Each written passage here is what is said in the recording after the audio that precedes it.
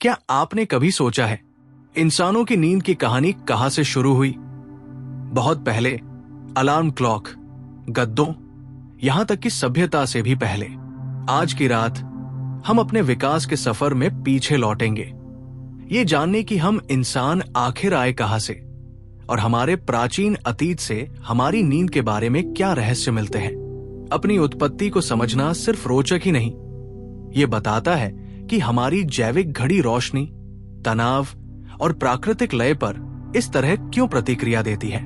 और जब हम ये समझ लेते हैं, तब हम अपनी नींद को उसी तरह बेहतर बना सकते हैं जैसी हमारी प्रकृति ने हमें बनाया है। स्वागत है स्लिप साइंस स्टूडियो में। आइए शुरू करते हैं। अगर मैं कहूं कि इंसान कभी इंसान थे ही नहीं, कल्पना कीजिए, अगर कोई आपसे कहे कि आपके भीतर बहने वाला हर विचार, हर भावना, हर स्मृति कभी किसी और प्रजाति की देन थी, तो क्या आप यकीन करेंगे?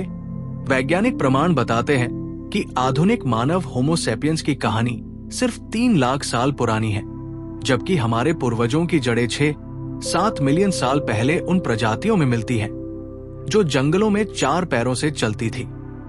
हमारा दिमाग, हमारी चलने की शैली, हमारा सामाजिक व्यवहार, सब कुछ लाखों साल की सूक्ष्म, धीमी लेकिन लगातार होने वाली प्राकृतिक चयन की तराश से बना है, मानो प्रकृति एक अनदेखा शिल्पकार हो। और आज हम जो मानव हैं, वो कई विलुप्त हो चुकी प्रजातियों के असफल और सफल प्रयोगों का अंतिम मिश्रण है। तो सवाल ये है, हम सच में इंसान कब बने और क्या हम अभी भी बनने की प्रक्रिया में ही हैं? ये चौंकाने वाला सच है कि हमारा डीएनए चिंपैंजी के डीएनए से 98.8% मिलता है, यानी जेनेटिक स्तर पर हम उनसे लगभग इंडिस्टिंग्विशेबल हैं। पर फर्क पैदा होता है उन छोटे छोटे जीनों से जो हमारे दिमाग की वृद्धि की गति, हमारी भाषा क्षमता और हमारे सामाजिक निर्णयों को नियंत्रित करते हैं। ये ऐसे ही है जैसे किसी सॉफ्टवेयर में कुछ कोड की लाइनों में मामूली बदलाव पूरी मशीन को बदल दे। हमारी रीढ़ से लेकर घुटनों तक हर जोड़ हमारे पूर्वजों के जंगलों के जीवन की यादें ढोता है। और यहां तक कि हमारे बच्चे का जन्म भी एक एवोल्यूशनरी कॉम्प्रोमाइज है, क्योंकि खोपड़ी का आकार बढ़ा और पेल्विस उतना नहीं बदला। ये सोचकर सिहरन होती है कि लाखों साल बाद भी हमारा शरीर अतीत की गूंज समेटे हुए है। तो क्या हम सच में विकसित हो चुके हैं या अभी भी अपने प्राचीन स्वरूप की परछाई हैं? वैज्ञानिक शोध बताते हैं कि हंसी केवल मानव की देन नहीं, बल्कि ये हमारे प्राइमेट पूर्वजों की 1 करोड़ साल पुरानी विरासत है। बंदरों और एप्स में दिखने वाली प्ले लाफिंग वही भावनात्मक संकेत है जिसे हम आज हास्य, खुशी या जुड़ाव के रूप में पहचानते हैं, मानो हंसी एक जीवित फॉसिल हो।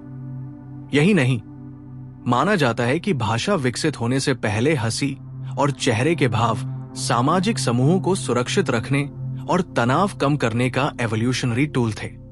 यानी आपके मुस्कुराने का तरीका भी आपकी एवोल्यूशनरी हिस्ट्री का एक संदेश है, जो पीढ़ियों से बिना किसी रुकावट के चलता आया है।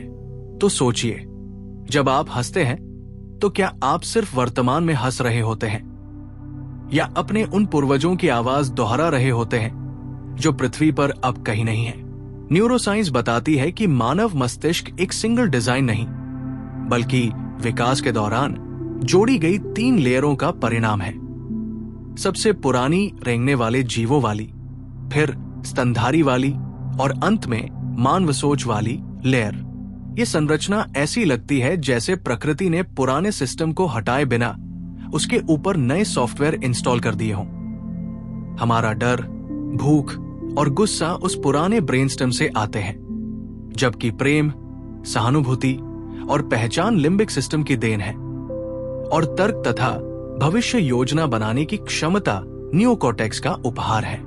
ये लेयर्ड दिमाग बताता है कि हम कभी कभी इतना भावुक, कभी इतना पशुवत और कभी इतना तार्किक क्यों बन जाते हैं। तो क्या हम सच में अपनी सोच को नियंत्रित करते हैं या हमारा अतीत आज भी चुपचाप हमें नियंत्रित कर रहा है? हमारी प्रजाति के इतिहास में एक ऐसा दौर आया जब पूरी मानव आबादी सिर्फ 1,000-10,000 व्यक्तियों तक रह गई थी। मानो पूरी पृथ्वी एक ही गांव भर इंसानों से आबाद हो। जलवायु परिवर्तन, ज्वालामुखी विस्फोटों और कठोर पर्यावरण ने हमारे पूर्वजों को बार बार एक्सटिंक्शन की कगार पर पहुंचा दिया, और हर बार बचा हुआ छोटा सा समूह मानव विकास की नई दिशा बन गया। जेनेमिक एविडेंस बताता है कि इन बॉटलनेक्स ने हमारे शरीर, हमारी प्रतिरक्षा प्रणाली और यहां तक कि हमारे सामाजिक व्यवहार को आकार दिया। ये एहसास ही चौंका देता है कि हम सब 8 अरब लोग उन्हीं कुछ हजार बचे हुए मनुष्यों की संतान हैं, जिन्होंने प्रकृति की सबसे कठिन परीक्षाएं झेली थी। तो क्या मानव सभ्यता वास्तव में ताकत की कहानी है, या सिर्फ किस्मत के एक दुर्लभ पल का परिणाम? कल्पना कीजिए, आपका दिमाग कभी खुली सवैन्ना में शिकारियों से बचने के लिए इवोल्व्ड हुआ था, जहां हर सरसराहट संभावित खतरा थी। यही कारण है कि आज भी हमारा ब्रेन नेगेटिविटी को सबसे पहले नोटिस करता है, क्योंकि लाखों साल पहले वही एक छोटा सा संकेत जीवन और मृत्यु के बीच का फर्क तय करता था। शोध बताते हैं कि अम्यगदला, जो डर और खतरे को समझती है, हमारे पूर्वजों में बेहद सक्रिय थी, और इसकी वजह से वे रात के अंधेरे में भी सबसे हल्की आवाज पर चौकन्ने हो जाते थे। आधुनिक दुनिया में खतरे बदल गए हैं, लेकिन दिमाग का प्राचीन मोड अब भी यथावत है, जिसके कारण हम तनाव, चिंता और ओवरथिंकिंग में फंस जाते हैं। तो क्या हम वास्तव में आधुनिक हैं, या अब भी अपने प्रागैतिहासिक जंगलों में मानसिक रूप से भटक रहे हैं? मानव त्वचा के रंग की कहानी सिर्फ सौंदर्य की नहीं, बल्कि 20 लाख साल पुराने सर्वाइवल कोड की है। अफ्रीका की तेज धूप में रहने वाले हमारे पूर्वजों की त्वचा गहरी थी, ताकि यूवी विकिरण उनके डीएनए को नुकसान न पहुंचा सके। ये मेलानिन नामक ढाल का एक एवोल्यूशनरी आर्मोर था। लेकिन जब कुछ समूह ठंडे, कम धूप वाले इलाकों में पहुंचे, तो विटामिन की कमी ने त्वचा को हल्का बना दिया, मानो प्रकृति ने वातावरण के हिसाब से कलर ग्रेडिंग कर दी हो। आज भी आपकी त्वचा आपके पूर्वजों के भौगोलिक संघर्षों की जीवंत कहानी सुनाती है, आपकी नसों पर लिखा हुआ इतिहास। तो सवाल यह है, हम अपनी त्वचा को आज का रूप मानते हैं, लेकिन क्या ये वास्तव में लाखों साल की यात्राओं का जीवित नक्शा है? जीव विज्ञान बताता है कि मानव शरीर कोई परफेक्ट डिजाइन नहीं, बल्कि एवोल्यूशनरी पैचवर्क है। ऐसा ढांचा जिसमें पुराने सॉल्यूशंस पर नए सॉल्यूशंस चिपकाए गए हैं। हमारी रीढ़ सीधी चलने के लिए बनी ही नहीं थी, इसलिए आज दुनिया की 80% आबादी पीठ दर्द से जूझती है। हमारा घुटना अभी भी 4 पैरों वाले अतीत की याद रखता है, इसलिए चोट जल्दी होती है, और आंखों की संरचना इतनी इम्परफेक्ट है कि ये अंधे धब्बे जैसी कमियां भी रखती है। प्रकृति ने एफिशिएंसी चुनी, परफेक्शन नहीं, और यही हमें आज भी बायोलॉजिकल कॉम्प्रोमाइजेस की देन बनाता है। तो सोचिए, हम जिस शरीर पर गर्व करते हैं, क्या वो प्रकृति का मास्टरपीस है, या अधूरे डिजाइनों का एक जीवित संग्रहालय? क्या हो अगर आपका खून किसी खोई हुई प्रजाति की आखिरी निशानी हो? मानव रक्त समूह सिर्फ अस्पतालों की जरूरत नहीं, बल्कि 3 करोड़ साल पुराने एवोल्यूशनरी ब्रांचिंग का प्रमाण है। उस समूह सबसे पुराना है, अब सबसे नया, और इनके बीच का ये जेनेटिक विभाजन दिखाता है कि अलग अलग प्राचीन जनसमूहों के बीच संपर्क, रोगों से संघर्ष और पर्यावरण बदलाव कितनी गहराई से हमारे डीएनए में दर्ज है। शोध बताते हैं कि मलेरिया जैसे रोगों ने रक्त समूहों को शेप किया, कुछ समूहों को बचाया, कुछ को खत्म कर दिया। आपका ब्लड टाइप मानो एक कोडेड मैसेज है, जो बताता है कि आपके पूर्वज किन महामारियां से गुजरे और किन क्षेत्रों में पीढ़ियों तक टिके रहे।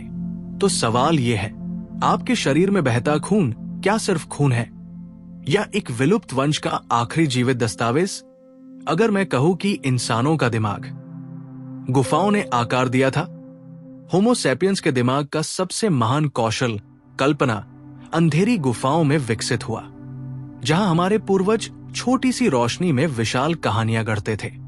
गुफाओं की दीवारों पर बने चित्र सिर्फ कला नहीं, बल्कि कॉग्निटिव रेवोल्यूशन का पहला सबूत है। ये दिखाते हैं कि इंसान सिर्फ देखता नहीं था, वो विचारों को आकार देता था। इसी क्षमता ने हमें भाषा, संस्कृतियां और भविष्य की योजना बनाने जैसी शक्तियां दी, जो किसी भी प्राणी में इतनी विकसित नहीं है। आज भी जब हम सपने देखते हैं या अपने मन में दृश्य बनाते हैं, तो हमारा दिमाग वही प्राचीन गुफाकला की प्रक्रिया दोहराता है। तो क्या आधुनिक इंसान की बुद्धिमत्ता सच में हमारी उपलब्धि है या सिर्फ उन्हीं गुफाओं की बची हुई रोशनी? अगर मैं कहूं कि आपकी यादें कभी एक जंगली जानवर के लिए हथियार थी, कल्पना कीजिए, लाखों साल पहले घने जंगलों में रहने वाला एक प्राचीन मानव, जिसे सबसे ज्यादा जरूरत थी याद रखने की क्षमता की, न कि ताकत या गति की। वैज्ञानिक कहते हैं कि हमारी एपिसोडिक मेमोरी, चीजों को कहानी की तरह याद रखने की शक्ति, दरअसल सर्वाइवल का सबसे पुराना हथियार थी, क्योंकि ये हमारे पूर्वजों को बताती थी कि कौन सा रास्ता सुरक्षित है, किस पेड़ पर फल सबसे पहले पकते हैं और शिकारी किस दिशा में छिपते हैं। दिमाग की हिप्पोकैम्पस संरचना इसी निरंतर संघर्ष में इवोल्व्ड हुई, मानो पर्यावरण ने इसे सर्वाइवल डायरी की तरह तराशा हो। आज हम इस शक्ति का उपयोग परीक्षा, काम और रिश्तों में करते हैं, लेकिन इसकी जड़ें उन जंगलों में दबी हैं जहां एक छोटी सी भूल मौत लिख सकती थी। तो क्या हमारी यादें हमारे खुद की हैं या सिर्फ पूर्वजों की सीखी हुई सावधानियां? क्या हो अगर आपकी नींद आपके पूर्वजों का एक प्राचीन सुरक्षा अलार्म हो? मानव नींद की संरचना, हल्की नींद, गहरी नींद और रैम किसी भी अन्य प्रजाति की तुलना में आश्चर्यजनक रूप से अनोखी है। हल्की नींद वो एवोल्यूशनरी कॉम्प्रोमाइज है जिसने हमारे पूर्वजों को रात में शिकारी की आहट सुनने की शक्ति दी, जबकि गहरी नींद ने दिमाग को सीखी हुई बातें मजबूत करने का मौका दिया। रैम नींद, जिसमें हम सपने देखते हैं, दिमाग के उन हिस्सों को सक्रिय करती है जो खतरों की भविष्यवाणी करते हैं, जैसे कोई प्राचीन सर्वाइवल साइमुलेटर। ये पूरी स्लीप आर्किटेक्चर दरअसल प्राकृतिक चयन का परिणाम है, जिसने जीवन और सुरक्षा के बीच संतुलन साधा। आज हमें ये चरण आराम देते हैं, लेकिन उनका मूल उद्देश्य रक्षा था। तो क्या हम वास्तव में सोते या हमारा दिमाग अब भी रात भर पहरा दे रहा है? अगर मैं कहूं कि आपकी हड्डियां धरती के गुरुत्वाकर्षण द्वारा बनाई गई कला है, मानव कंकाल प्रकृति की सबसे शानदार इंजीनियरिंग में से एक है। इतना हल्का कि हम दौड़ सके और इतना मजबूत कि करोड़ों साल का विकास झेल सके, लेकिन इसका आकार, इसकी घनता, यहां तक कि इसका झुकाव भी पृथ्वी के ग्रेविटी के अनुसार इवोल्व्ड हुआ। शोध बताते हैं कि हमारे पूर्वजों के खड़े होकर चलने के निर्णय ने हमारी रीढ़ को एस आकार दिया, जिसने संतुलन तो बढ़ाया लेकिन दर्द और कमजोरी भी साथ लाई। आज की तकनीकें दिखाती है कि अंतरिक्ष में महीनों बिताने पर एस्ट्रोनॉट्स की हड्डियां तेजी से कमजोर होने लगती हैं, यानी हमारा शरीर पृथ्वी की पकड़ में ही परिपूर्ण रहता है। ये सोचकर ही रोमांच होता है कि हमारा ढांचा किसी मूर्तिकार की कला नहीं, बल्कि ग्रह के खिंचाव की बनाई जीवित प्रतिमा है। तो सवाल यह है, अगर गुरुत्वाकर्षण बदले तो हम किस रूप में बदल जाएंगे? क्या हो अगर इंसानी भाषा एक संघर्ष से पैदा हुई हो, किसी चमत्कार से नहीं?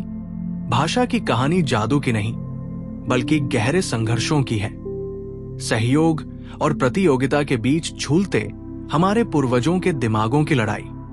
शोध बताते हैं कि भाषा कई चरणों में इवोल्व्ड हुई, पहले हाथों के इशारों से, फिर चेहरे के भावों से और अंत में स्वरतंतुओं द्वारा बनाई गई ध्वनियों से। जैसे जैसे समूह बड़े हुए, संचार की जरूरत ने हमारे दिमाग के ब्रोका और वर्णिक क्षेत्रों को तेजी से विकसित किया, मानो नेचर ने मानसिक प्रोसेसर्स को अपग्रेड कर दिया हो।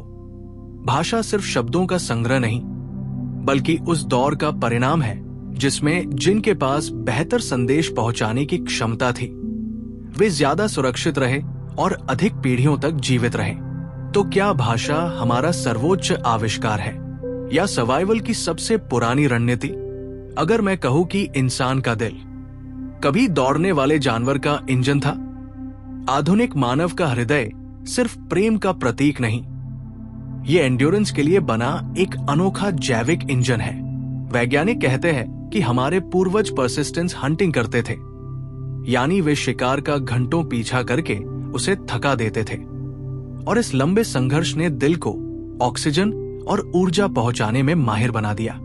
दौड़ने की यही क्षमता ने हमारी मांसपेशियों, फेफड़ों और तापमान नियंत्रित करने की पसीने वाली प्रणाली को विकसित किया।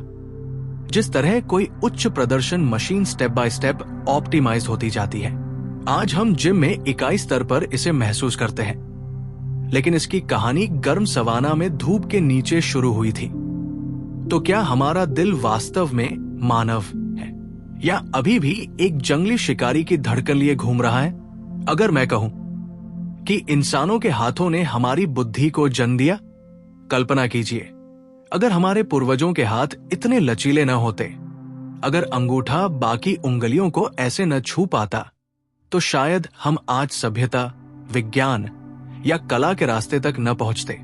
शोध बताते हैं कि अपोजिबल थंब का विकास हमारे दिमाग की वृद्धि से गहराई से जुड़ा है, क्योंकि उपकरण बनाने और इस्तेमाल करने की क्षमता ने दिमाग को निरंतर अभ्यास, जटिलता और योजना की ओर धकेला। पत्थर से बने औजार सिर्फ सर्वाइवल टूल्स नहीं थे, वे दिमाग की एक्सरसाइज मशीन्स थी, जिन्होंने मानव मस्तिष्क को आकार दिया। यही कारण है कि हाथ की हर नई हरकत दिमाग के कई हिस्सों को एक साथ सक्रिय करती है, मानो दोनों एक दूसरे के पुराने साथी हों। तो क्या इंसानों की बुद्धिमत्ता वास्तव में दिमाग की जीत थी, या हमारे हाथों का गुप्त विद्रोह जिसने हमें इंसान बनाया? क्या हो अगर इंसान का चेहरा सिर्फ पहचान नहीं बल्कि एवोल्यूशन का विज्ञापन हो? मानव चेहरा किसी कलाकार की बनाई आकृति नहीं, बल्कि ऐसी एवोल्यूशनरी क्राफ्टिंग है जो सामाजिक संपर्क, भावनाओं और पहचान के लिए ऑप्टिमाइज्ड की गई है।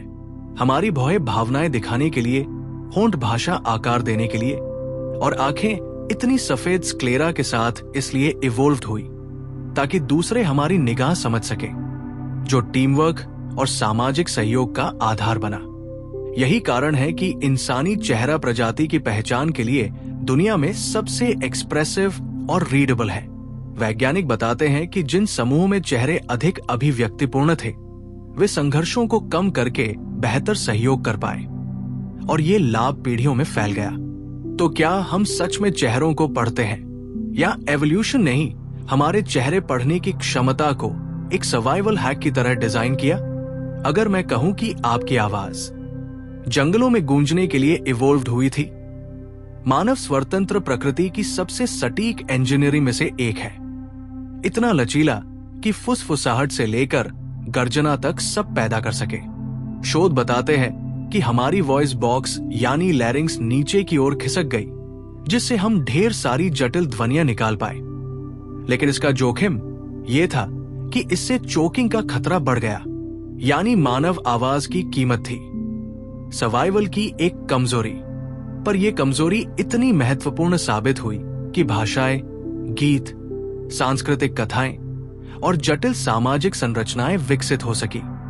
ये अद्भुत लगता है कि आपकी हर आवाज, हर शब्द, हर गीत उस प्राचीन जंगल की गूंज है जहां आवाजें ही समूहों को एकजुट रखती थी। तो क्या हमारी बोली सच में आधुनिक है, या अभी भी उन प्राचीन आवाजों का प्रतिध्वनि?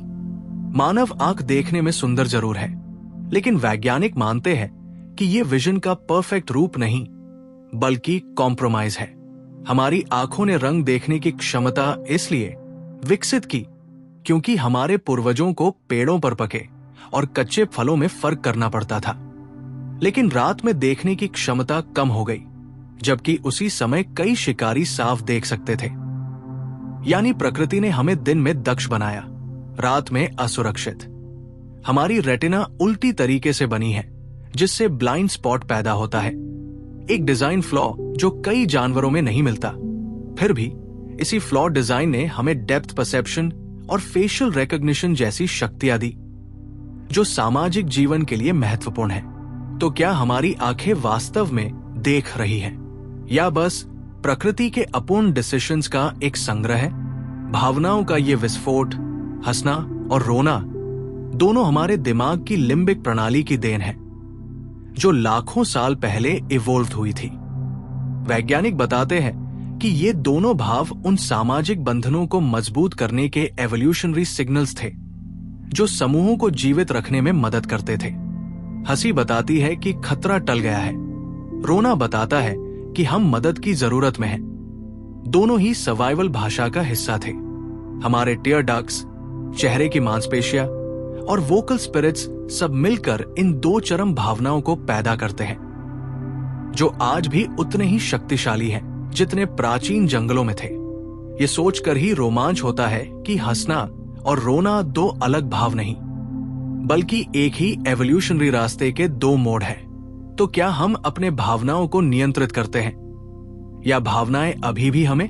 अगर मैं कहूं कि आपका पेट कभी जहर पहचानने वाला सेंसर था, कल्पना कीजिए लाखों साल पहले जब हमारे पूर्वज जंगल में कोई भी नया फल, जड़ या पत्ता खाते थे तो उनका पेट सिर्फ भोजन नहीं पचाता था, बल्कि खतरनाक रसायनों को पहचानने का एक सुरक्षा तंत्र भी था। वैज्ञानिक शोध बताते हैं कि नोसिया, उल्टी और फूड अवर्जन जैसी प्रतिक्रियाएं असल में नेचुरल डिफेंस सिस्टम्स हैं, जो शरीर को जहरीले पौधों या खराब मांस से बचाने के लिए विकसित हुई। गस्टेटरी कॉर्टेक्स और गट ब्रेन एक्सिस मिलकर शरीर को सचेत करते थे कि कौन सा भोजन सुरक्षित है और कौन सा नहीं। मानो आपका पेट एक फॉरेंसिक लैब हो। आज हम मसाले, कॉफी या पिज्जा खाते हैं, पर वही एंशिएंट रिफ्लेक्सेस कई बार बेकार समय पर एक्टिवेट होकर फूड सेंसिटिविटीज पैदा करते हैं। तो क्या आपकी भूख और उलझने आपकी आदतें हैं या आपके पूर्वजों की जंगली चेतावनियां? मानव शरीर पर आज बाल कम दिखाई देते हैं, लेकिन ये कभी आपका थर्मल आर्मोर था, ठंडी हवाओं, तेज धूप और कीड़ों से बचाने वाला एक एवोल्यूशनरी शील्ड। हमारे पूर्वजों में बालों की घनता और दिशा दोनों सर्वाइवल के संकेत थे, क्योंकि ये तापमान को नियंत्रित करते और सर्दी में गर्माहट देते थे।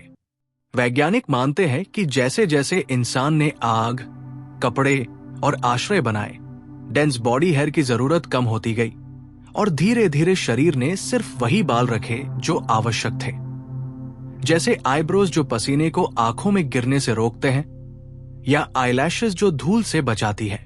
ये सोचकर हैरानी होती है कि आज हमारा साफ सुथरा शरीर कभी जंगली जानवरों जैसा सुरक्षात्मक कोट था। तो क्या हम बाल रहित हुए या बस प्रकृति ने बेहतर कवच ढूंढ लिया? अगर मैं कहूं कि इंसान का भविष्य उसी प्रजाति ने ठाना है जो कभी उसका दुश्मन थी। कल्पना कीजिए, लाखों साल पहले हमारे पूर्वज खुले मैदानों में खड़े होते ही सबसे ज्यादा डर जिस प्रजाति से खाते थे, वही आज हमारी जिंदगी का सबसे गहरा साथी है, बैक्टीरिया। विज्ञान बताता है कि माइटोकॉन्ड्रिया, जो हमारी कोशिकाओं को ऊर्जा देते हैं, वास्तव में कभी एक स्वतंत्र बैक्टीरिया थे जिन्हें हमारी प्राचीन कोशिकाओं ने निगल लिया, लेकिन खत्म करने के बजाय उनके साथ साझेदारी कर ली। ये एंडोसिम्बायोटिक अलायंस इतना शक्तिशाली साबित हुआ कि इससे जटिल जीवन, जानवर, पौधे, इंसान सबका जन्म संभव हुआ। यानी हमारी हर सांस, हर धड़कन, हर विचार किसी एंशिएंट माइक्रोबियल समझौते की देन है। तो सवाल ये है, अगर एक बार प्रजातियों का संगम नया जीवन बना सकता है, तो क्या मानव विकास का अगला कदम भी किसी अदृश्य साथी के साथ ही लिखा जाएगा? यह विचार चौंकाता है, लेकिन वैज्ञानिक मानते हैं कि एवोल्यूशन किसी प्रजाति को अंतिम मंजिल नहीं बनाती, बल्कि हर जीव को एक क्षणभंगुर अध्याय की तरह आगे बढ़ाती है। होमो सेपियंस ने मात्र 3 लाख साल पहले उभरकर पृथ्वी पर आधिपत्य जमाया, लेकिन ये ग्रह उससे 15,000 गुना अधिक पुराना है। हमारे डीएनए में हर म्यूटेशन बताता है कि हम बदलते रहेंगे, धीरे धीरे, अनजाने में, उन दिशाओं में जिनका अनुमान हम अभी नहीं लगा सकते। शायद भविष्य में मानव दिमाग और तेज हो, शरीर अलग जलवायु के अनुरूप बदला हो, या हम किसी नई प्रजाति में बदल चुके हों, जिसे भविष्य के जीवाश्म वैज्ञानिक मानव के वंशज कहें। तो क्या हम अपनी कहानी का शिखर हैं, या केवल एक ऐसा पुल जिसे प्रकृति आगे बढ़ने के लिए उपयोग कर रही है?